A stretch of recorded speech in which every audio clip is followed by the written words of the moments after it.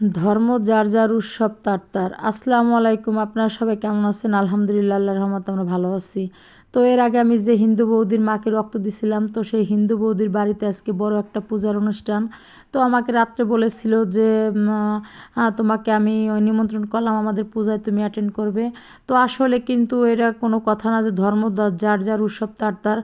যেহেতু আমি একটা মুসলমানের মেয়ে হয়ে তার পারবো না তার পূজা মণ্ডপে যে আমি পূজা যেমন পূজা না করতে, তো ঠিক তেমন আমাদের কোরবানি হলে তেমন তারা কিন্তু পারবে না আমাদের কোরবানির গোশত খেতে।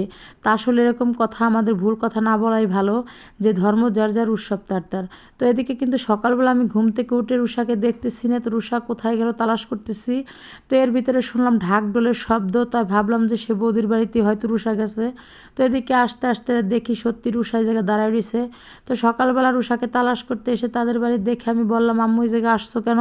তো বলতেছে যে আম্মু আমি এই জায়গা ঢোলের বাড়ি দিতেছে, তো এই জায়গা পূজা করতেছে সবাই, তো আমি এই জায়গায় পূজা দেখার জন্য চলে আসছি। তো মেয়েকে আমি তালাশ করতে করতে সে পূজা মণ্ডপে চলে আসছি।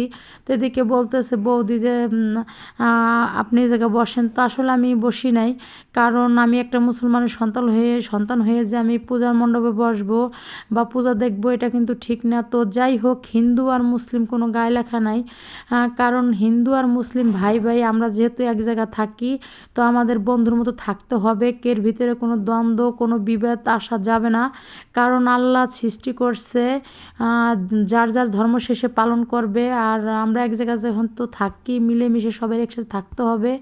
আর এই যে সে মেয়েটা, তো বৌদির মেয়েটা এত ভালো এত কিউট যে আমাকে আর রুষাকে দেখলে সে আমাদের বাড়ি চলে আসবে। আর আমার খুব ভালো লাগে, মেয়েটার কথা অনেক সুন্দর লাগে। আর মেয়েটা আমাকে দেখলেই মাসি মাসি করে ডাকে, তো আমিও আর মাসি বলে ডাকে, তাইতে সারা দিই, কারণ ছোট বাচ্চা ও যার যেটা ওর মনে চায় সেটাই বলে। তো আমি রুষাকে নিয়ে বললাম চলো এখন বাড়ি যাই। তো রুষা বলতেছে না আমি আর একটু পূজা দেখবো। তাহলে বললাম যে আম্মু এখন চলে আসি, কারণ আমাদের আর থাকা হবে না, কারণ এই জায়গায় অনেক বড় একটা খাওয়ার আয়োজন করছে। তো আমাদের কিন্তু বলছে, রিকোয়েস্ট করছে যে এই পূজার অনুষ্ঠান তো খেতে হবে। তো আমি বলছি ঠিক আছে। তো রুষার কাহাব যেহেতু ছোটো, তো ওদের পাঠাই দেবো। তো আমি মনে করি হিন্দু আর মুসলিম কোনো কথা না, সবাই যেহেতু একই জায়গায় থাকি সবাই মিলেমিশে থাকতে হবে। তো আপনারা সবাই ভালো থাকবেন, আমাদের জন্য দোয়া করবেন। আল্লাহ হাফেজ।